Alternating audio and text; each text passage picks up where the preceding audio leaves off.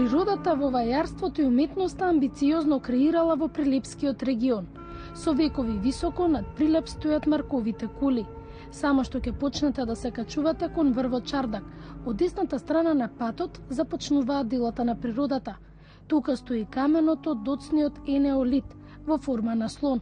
Местото од секогаш представувало култ на времињата. Културите кои се менувале, секое време оставило печат. Се собирале луѓе, дури и нацртана и икона. Тргнавме кон возвишието Чардак. Ако сакате зголемување на адреналинот, ова е вистинско место. Може да тргнете пеш, но ако тргнете со возило без добар джип, не помислувајте. Овде мразот се уште стои. Стигнавме до самото подножие на Чардак. Нагоре мора пешки да се продолжи. Замрзнатиот пат е ризичен со возило. Со нашиот домаќин, професорот Бранислав Ристевски, тргнавме кон врвот. Звукот на хармоника е се погласен до самото влегување во некогашната населба. За Кирил Башевски, ова место е вистинско живење. Тука се ја слуша душата. Секој ден тука се качува со козите.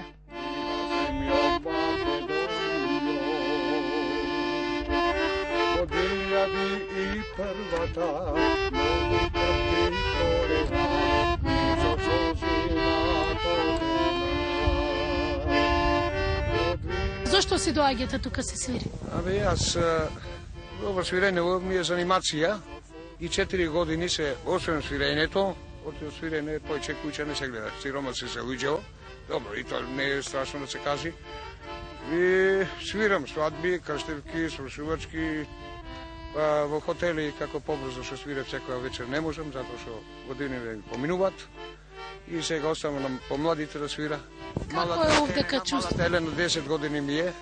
Прва година лани беше, втора година виолинче свири и одлично пеј. И сега за Гоце Фест сакавме песмиве да снимиме, ама немавме време, доцна појдов за Скопје, се најдов се овој санатски пејачи. А овде како е да се свири на Марков? Со уживање. Јас пред 4 години здравствено, вака, ви кажувам само вака имели, ми дадо една јапчина, написа јапче и имела. А сега 4 години од кога ги чувам козиве, знај шо? Кај сакаш можам да се качам и кај сакаш да слезам. Ко овие што ги викаат по пустини бушманини, овде уживам. Кирил го оставивме да ужива во убавиот поглед кон Прилеп со песна.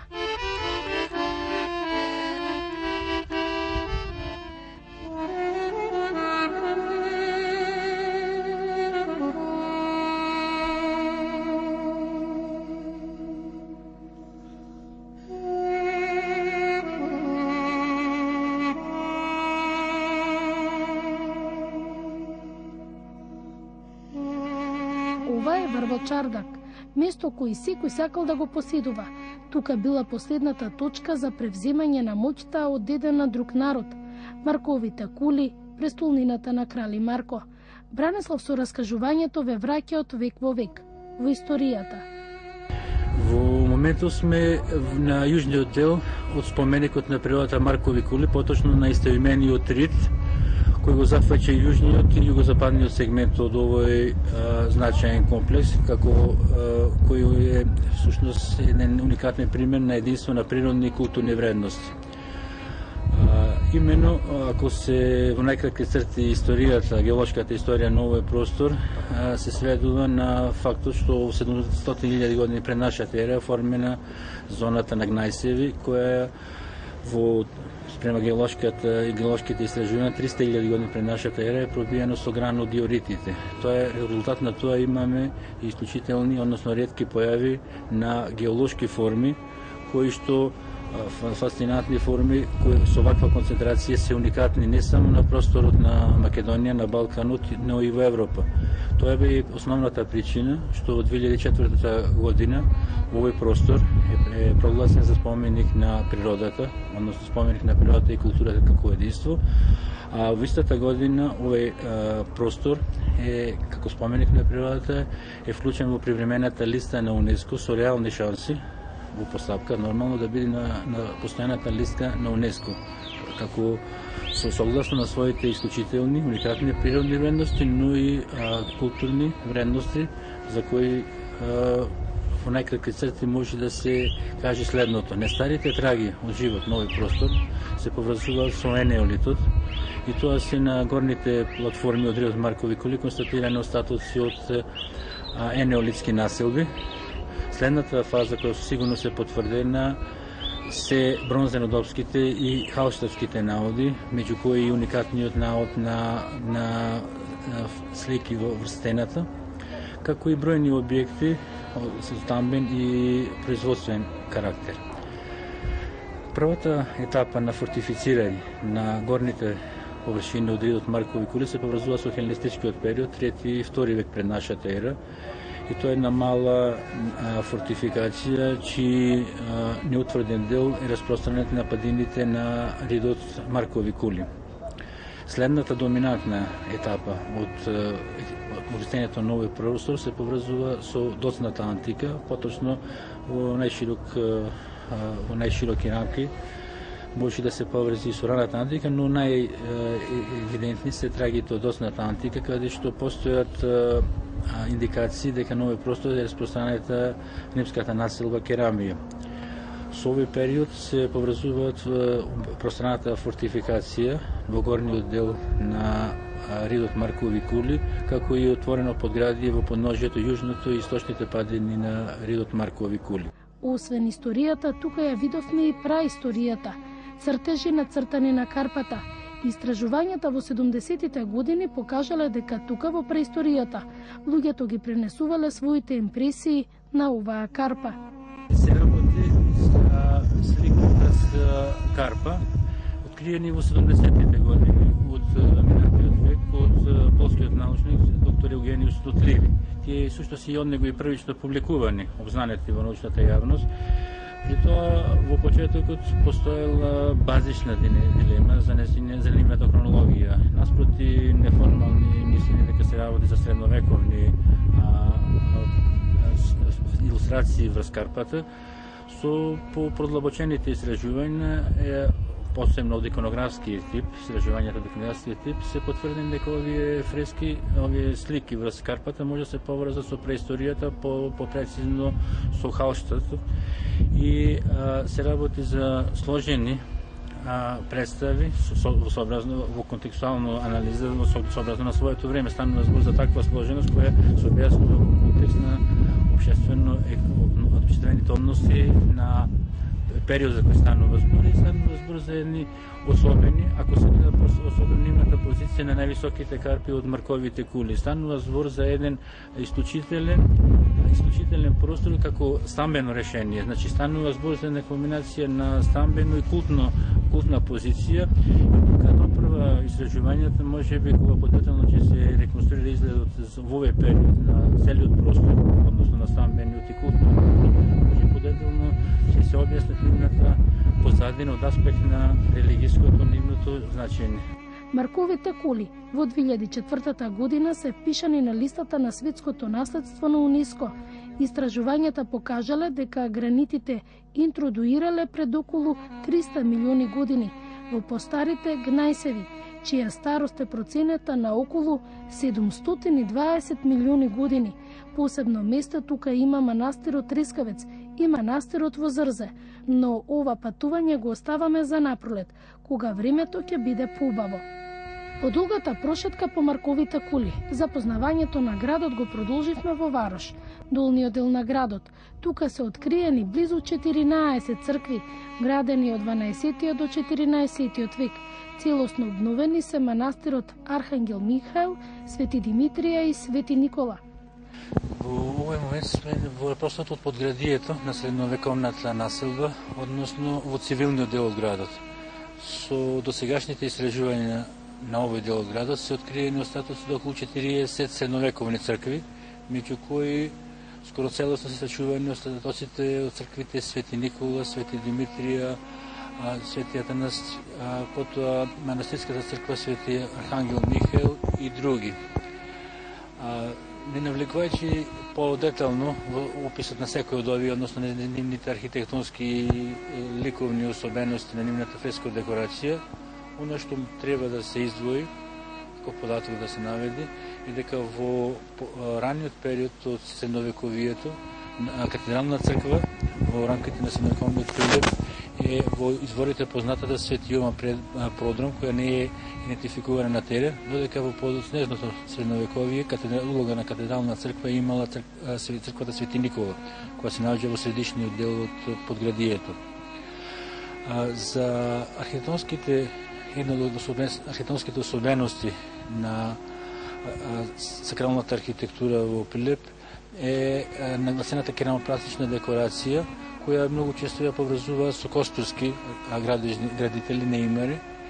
Во однос на фреско декорацијата, особено место завзема една сликарската ефорност, дури по-претенциозно ја нарекуваат и сликарска школа, чие делување е потврдено во последните децени на 13-тиот век и први децени на 14-тиот век, чии остатоци од фрескопис се констатирани на просторот на средновековниот Прилеп, Свети Архангел, Михел, потоа се поврзуваат и фреските од Свети Никола, па се до Свети Никола во селото Вараш, па се до дел од фреските од Свети Никола манастир Мариово, како една сликарска школа која што ги приложува графичките, односно експресионистичките тенденции на раното византиско сликарство на овие простори.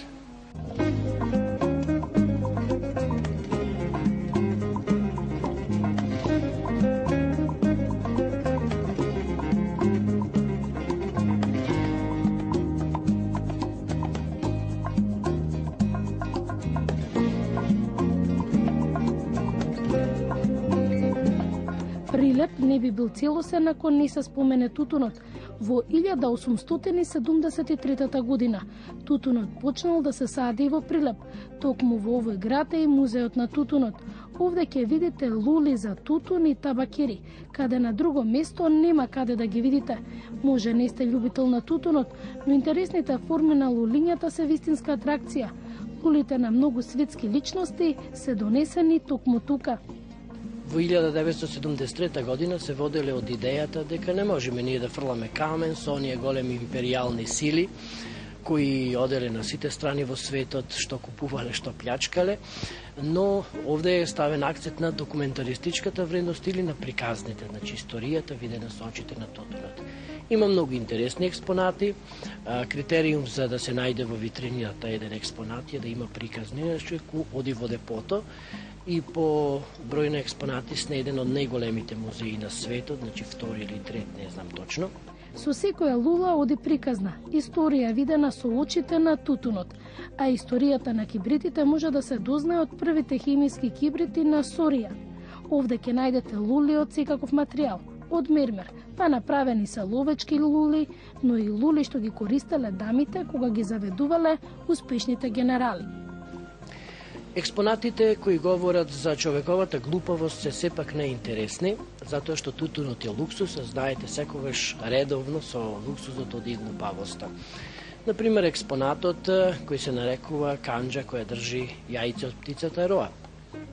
Кога морнарите од капетан Кук донеле во Лондон, вратиле јајца од Ној, не знаеле дури ни од каква птица се, доаѓа еден хоштаплер од Бирмингем, знаете во секоја приказна има хоштаплер, ги купува за ситни пари тие јајца и измислува приказна дека се тоа јајце од некоја огромна птица роа која може да подигне и цел брод. И луѓето ги голтаат тие приказни, ги купуваат експонатите сега за скапи пари, не ефтино, а тој им давал гратис по еден зап од кит со секое купено јајце, а вие знаете дека китовите немаат запи. Или може да се каже за ловечките лули од Баварија, од Германија, од Холандија. На почетокот од 19 век веќе парите се кај капиталистите, власта е кај благородниците и овие за да им покажат колку се богати и колку имаат добар вкус, организирале ловечки парти ловови, каде што пушеле лули понекогаш долги по 4,5 метри. Знаете, колку подолга, толку поскапа. Но бидејќи биле подебели, не можеле ни да трчаат по дивечот, па седеле на софра на маса, јаделе, пиеле и чекале гоничите да им го донесат дивечот и после тоа носачот за пушка им ја давал пушката да го убие животното, секако најскапо бил платен, тој скриен нишанџија да пукне во исто време кога и газдата, знаете, газдата да не се оброка. Има многу такви смешни приказни. Жените каде се во приказните? Дали жените биле љубители на лули? Да, жените, дури и турските патеписци, европските патеписци кажуваат дека го употребуваат тутунот. Например, во Севилја жените пушеле тутун од лули, но поскромни отколку мажите. Во тоа време, знаете, се уште мажите ги трошат парите некако денес. Главно, првиот пушач, фра Рамон Пане, во 1506 година јавно демонстрирал пушење во Севилја и тоаш инквизицијата го фатила и го затворила, бидејќи мислил дека има склопено договор со џаволот. Знаете, му излегувал чад од устата, од носот. И после 7 години робија, кога тој излегол, видел дека сите пушат, дури и жените и децата, а тутунот се викал шпанска лудост. Повеќе утриот се прашувал зошто овие не одат во Синџири. Значи, уште од тога жените го употребуваат тутунот, но не само за пушење. Тутунот, славата му е должи на бурмутот, тоа е онај пулверизиран тутун или тутун во прашина и се сметало за една многу културна навика да се шмрка бурмутот. Додуша дома сите жвакале тутун и плукале на сите страни, но на јавно место морале да шмркаат бурмут. Знаете, сепак култура е култура. Тука имаме лули од познати жени, например лулата од Ана Колум Казанова Хабсбург, познатата како убиец на генерали, затоа што имала сифилис, знаете, и позната е како женскиот Дон Жуан, или го имаме чибукот од Жаклин, позната како ле киртизан Ноблез, куртизаната благородница, која убивала уметници на исти начин како што Ана убивала генерали, или чибукот од Ралица, преубавата бугарка која работела на плавиот воз, љубовница на Андропов и на другите другари од тогашното Политбирото. Така, и многу други имаме познати лули, чибуци и други експонати. Во музеот има направено прекрасни експонати од прилипските традиционални куќи. По прошетките по Марковите кули и градот, тука кустусот Александар ќе ве насмее со интересните приказни. А кога сме кај традицијата, во Прилеп некои луѓе многу го гаат култот на традицијата. Убави чардаци по нив наредени суви пиперки и секако традиционалните прилепски черги. Кујните во Прилеп горди на специјалитетите. Најпознат ширденот. Во ресторанот Македонска куќа овој специјалитет е препорака од куќата. Значи, специјалитет на Прилеп е ширденот, општо познат во нашите краишта, дека овој специјалитет се подготвува само во Прилеп и како прилепскиот ширден на друго место нема да се најде, освен во Прилеп. Како се подготвува ширденот? Па ширденот во Прилеп, тоа е, знаете, тоа е мала тајна на мајсторите, има повеќе видови на подготвување, но сепак суштината е иста. Значи, земаме јагнешка кошулица, која што добро се прочистува, потоа се сецка свинско и јунешко месо, сето тоа се меша со кромит, со зачини, со сува црвена пиперка, значи состојки кои што се карактеристични за ова поднебје.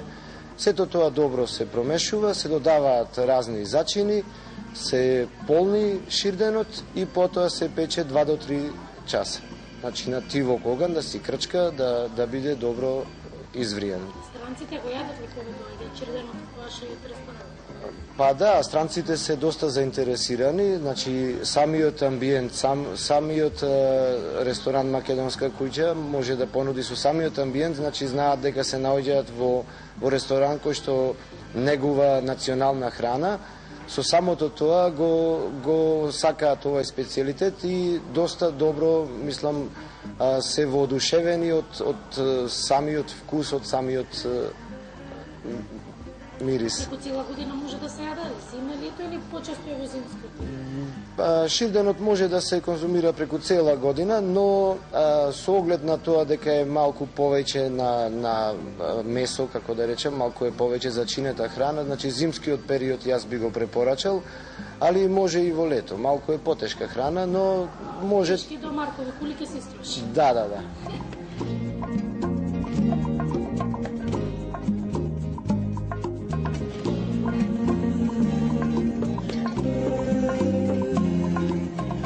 Прилепскиот регион е интересен и по природата и по историјата. Марковите кули се вистинска атракција за сите оние со авантуристички дух, а оние кои сакаат мир, нека прошетаат во Варош, во старите и преубави цркви.